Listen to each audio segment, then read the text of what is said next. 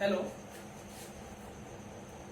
Lockdown की वजह से सारी क्लासेस बंद हैं। इस वजह से इस समय हम लोग वर्चुअल क्लासेस स्टार्ट किए हैं, जिसके माध्यम से तुम लोग घर रहते हम लोग से जुड़े रहो, यानी कि विद्यालय से जुड़े रहो। जमाना भाई इंटरनेट का है तो उसका लाभ भी हमें लेना है। तो उसी क्रम में जैसे हमें बोर्ड परीक्षा देनी है अभी 2021 में, अब की तुम लोगों को बोर्ड परीक्षा देनी है, तो जिस वजह से विद्यालय की तरफ से क्लासेस चालू करी गई है। कोशिश की जा रही है कि ज़्यादा से ज़्यादा चीज़ें, जो इम्पोर्टेंट चीज़ें हैं वो दे दी जाए, तो तुम लोगों के पास पर्याप्त समय भी है और अभी सभी लोग खाली भी हो। तो इसी क्रम में भौतिकी यानी कि फिजिक्स का हम प्रथम अध्याय चालू करेंगे। कुल मिला के भौतिकी में तुम्हारे 15 अध्याय हैं, जिसमें से हम प्रथम अध्याय आज चालू करेंगे। तो देखो बोर्ड पे लिखा हुआ है फिजिक्स चैप्टर 1 वैद्युत आवेश तथा क्षेत्र, ये हमारा पहला अध्याय है। तो स्टार्ट करते हैं, समझना चालू करते हैं कि वैद्युत आवेश और क्षेत्र, तो शब्द के बारे में हमें फोकस इस चैप्टर में किया गया है। तो पहले तो समझ लो इस चैप्टर में पढ़ना क्या है। वैद्युत आवेश के द्वारा जो बल लगाया जाता है, वो बल किस माध्यम से लगता है, उससे क्षेत्र उत्पन्न होता है, इस माध्यम से वो बल लगाता है। दूसरा, हमें उसके द्वारा विभव, जो विभव उत्पन्न होता है, उस विभव के बारे में भी हमें पढ़ना है। और सिंपल सी बात है, वैद्युत आवेश से क्या उत्पन्न होगा, क्षेत्र उत्पन्न होगा, जैसे कि अभी हम आगे देखेंगे। फिलहाल हम आते हैं वैद्युत आवेश क्या है। सभी लोग जानते हो भाई वैद्युत आवेश क्या है, क्योंकि विज्ञान शुरू से ही पढ़ते चले आ रहे हो।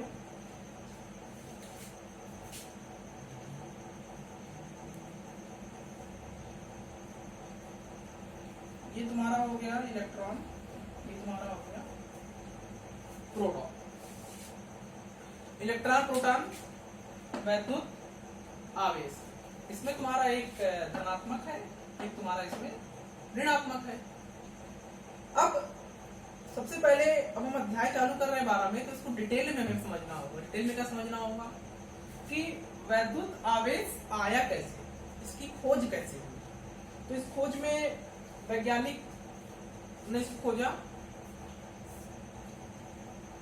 एक छोटी सी चीज ध्यान करना, तो स्वेटर पहनते हैं, उसको जब हम उतारते हैं तो उसमें से चटचटाहट की आवाज आती है, ठीक। या एक और चीज गौर करना, एक कोई कांच की छड़ ले लेना, कांच की छड़,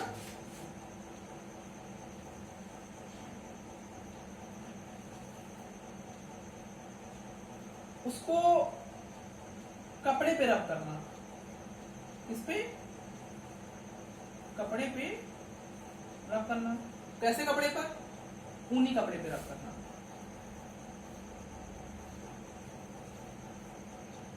ऊनी कपड़े पे जब रब करोगे इसको, और रब करने के बाद हटा लेना, रब करने के बाद हटा देना है। मान लीजिए ऐसे कपड़ा है हमारा, ये इस कपड़े पे ऐसे हम रब करेंगे और इसको हटा देंगे।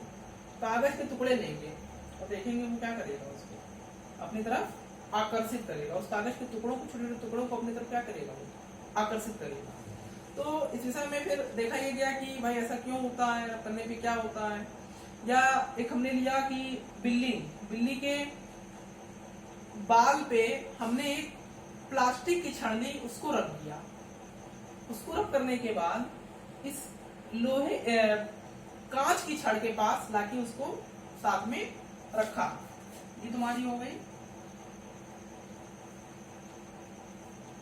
कांच की छड़।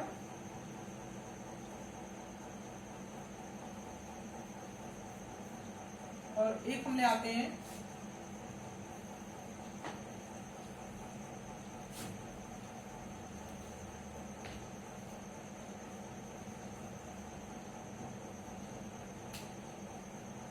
प्लास्टिक की छड़, इसको ऊनी कपड़े पे रख करेंगे।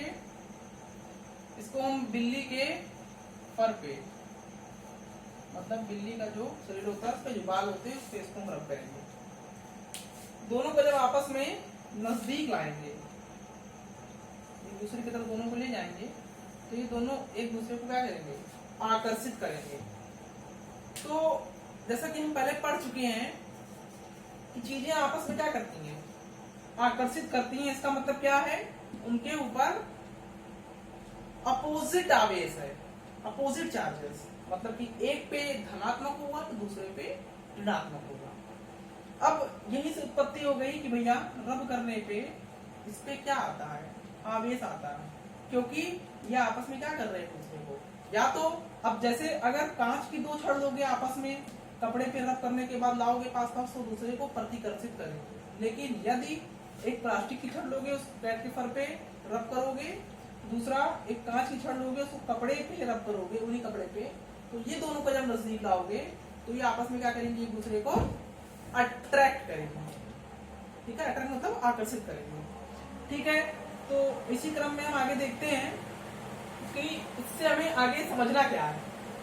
समझना हमको ये है कि हमारे पास वैद्युत आवेश दो प्रकार के होंगे, धन एक ऋण। तो धन वाले को हम धनावेशित, ऋण वाले को ऋणावेशित।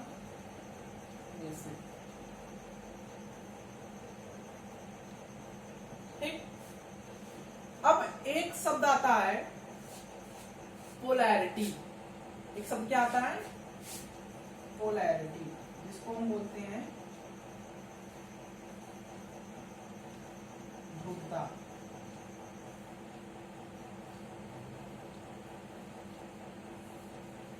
समझना, ये पोलैरिटी क्यों है, ये पोलैरिटी वैद्युत आवेश के होने की वजह से है। यदि वस्तु पर कोई एक विशेष आवेश आ जाए तो उस वस्तु को या उस पदार्थ को हम क्या कह देते हैं कि वो क्या हो चुकी है, ध्रुवित हो चुकी है। अगर धनावेश आ जाए तो धनावेशित ध्रुवता है उसपे, अगर ऋणावेश आ जाए तो ऋणावेशित ध्रुवता है उसपे।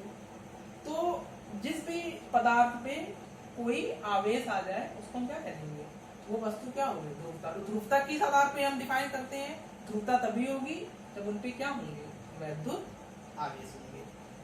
ठीक, अब इसको नोट कर लो।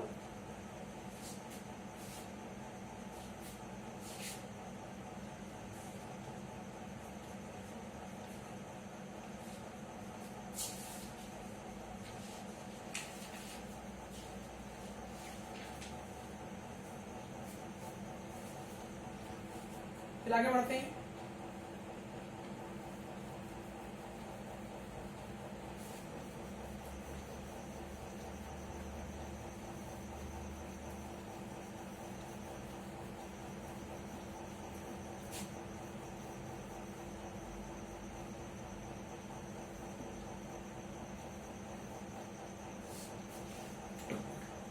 हमको दो शब्द पढ़ना है, दो शब्द क्या पढ़ना है,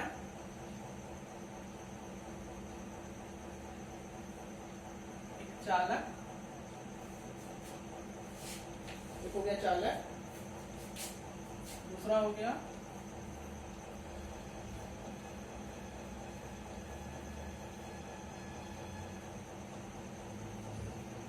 विद्युत रोधी।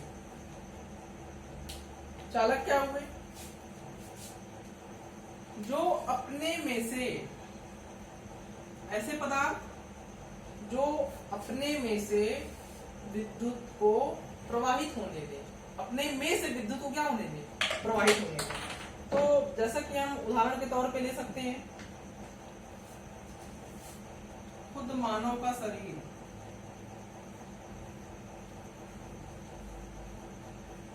क्या है, विद्युत चालक है। दूसरा हम ले सकते हैं लोहा, या बेसिकली कह सकते हो धातु। तो ऐसे पदार्थ जो आवेश को अपने में से प्रवाहित होने दें, हम क्या कहेंगे, चालक कहेंगे। दूसरा आ जाता है विद्युत रोधी। विद्युत रोधी क्या, जो किसी आवेश को चलने के लिए रोके, यानी कि उसका क्या करे, प्रतिरोध करे। ऐसे पदार्थ जो आवेश को अपने में से प्रवाहित होने का प्रतिरोध करते हैं, वैसे पदार्थ को हम क्या कहते हैं, विद्युत रोधी। जैसे उसका उदाहरण प्लास्टिक ले लो, कांच ले लो,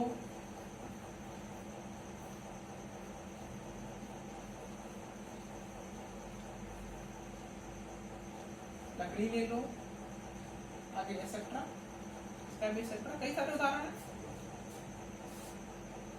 दोनों के बीच ही एक चीज आती है, दोनों के बीच की चीज आती है जो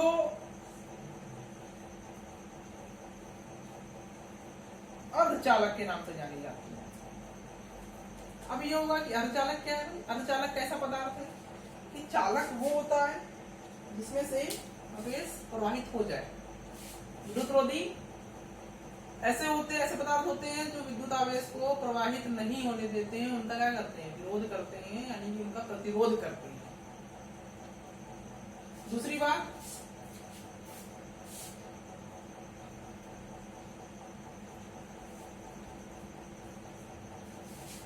अर्धचालक क्या होता है, अर्धचालक दोनों के मध्य में आता है। इसके दोनों के मध्य में, तो मध्य मतलब क्या हो गया, देखो भाई ये तो बहने दे रहा है, ये बहने नहीं दे रहा है, किसको, अपने में से आवेश को। तो इसका मतलब विद्युत रोधी एकदम नहीं बहने दे रहा है, ये बहुत ज्यादा प्रतिरोध कर रहा है। मतलब इसकी प्रतिरोध कैसी है, ये उच्च प्रतिरोध का है। इसका है उच्च प्रतिरोध।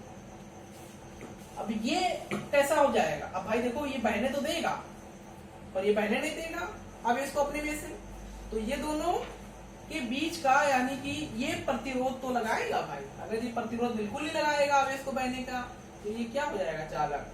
तो इसको चालक और विद्युत रोधी के मध्य में रखना है। इस वजह से इसकी प्रतिरोधकता कैसी होती है, निम्न श्रेणी की होती है। ये प्रतिरोध कैसा लगाता है, निम्न, यानी कि कह सकते हैं कम। मतलब इससे विद्युत धारा तो बहेगी, निम्न प्रतिरोध। अर्धचालक का प्रतिरोध कैसा होता है, निम्न, यानी कि हम डिफाइंड नहीं कर सकते हैं, बट ये कह सकते हैं, क्या कह सकते हैं, देखो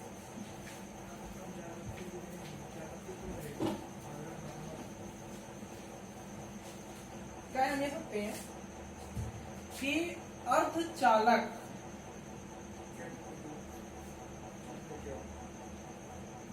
का प्रतिरोध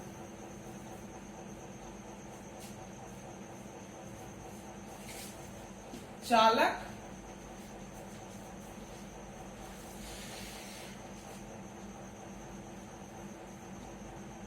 एवं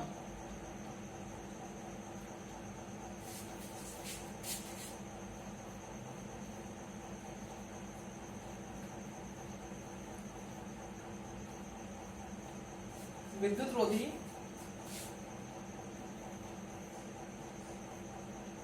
के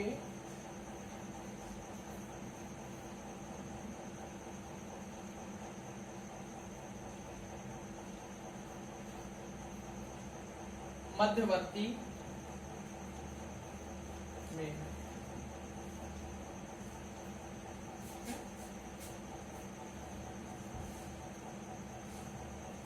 हो गया। ठीक है, अब आगे बढ़ते हैं हम। चालक के बाद कौन आएगा, अर्धचालक। अर्धचालक के बाद कौन आएगा, विद्युत रोधी। वैसे हमें बेसिकली अभी फोकस करना है चालक पे और विद्युत रोधी पे। ये तो मैंने वैसे बता दिया अर्धचालक के बारे में। फिर आगे बढ़ते हैं। अर्धचालक की पूरा चैप्टर में पढ़ना है। अब चालक हमें पूरा चैप्टर ही पढ़ना है, आपके सेकंड किताब में, सेकंड बुक में दिया हुआ है। तो इसमें हम देखेंगे वो कंडीशन पे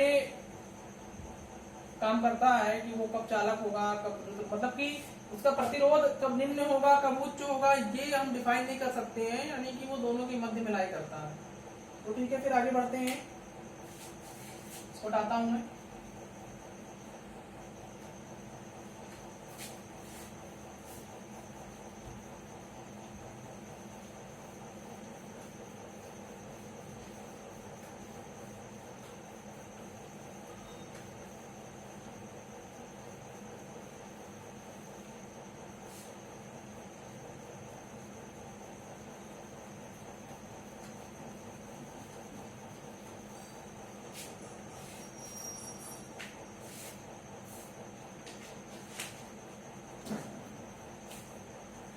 एक हम पढ़ते हैं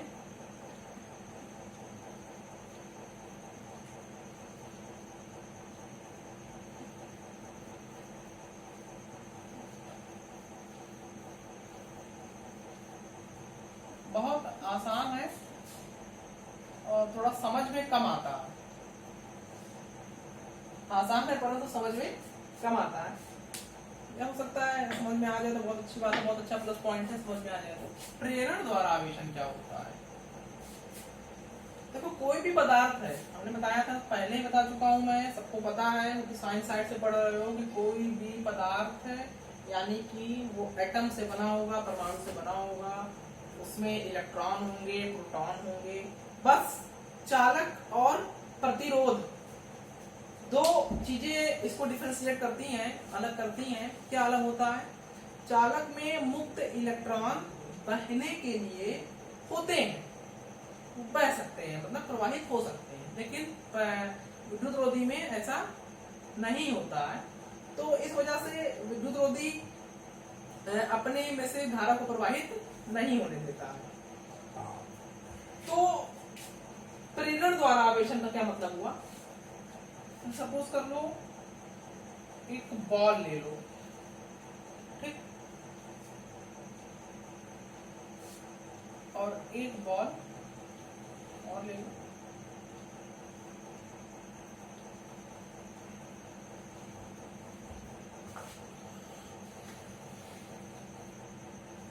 इसकी तरफ एक ऐसी छड़ लाओ जो धनावेशित हो, कैसी हो? धनावेशित।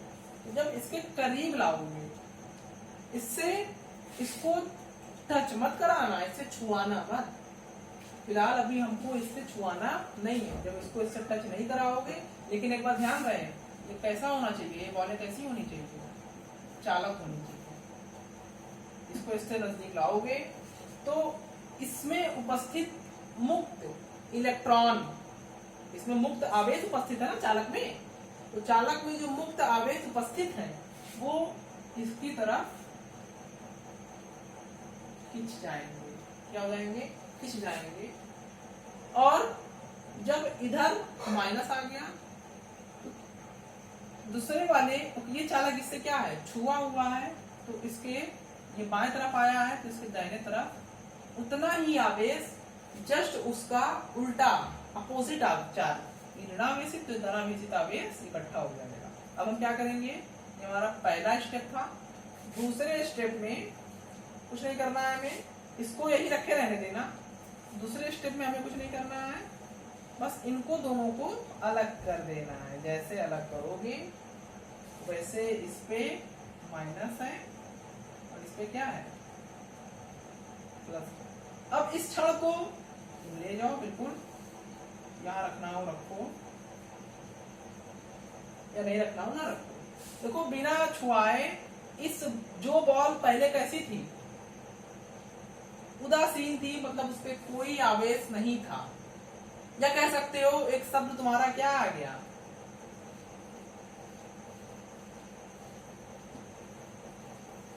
पोलैरिटी। कोई पोलैरिटी नहीं थी, लेकिन जैसे प्रेरणा द्वारा तुमने क्या कर दिया? उस पे आवेशन कर दिया। अब देखो, कुछ तुमने छुआ, कुछ किया, कुछ नहीं किया, और क्या आ गया? ये कैसी हो गई?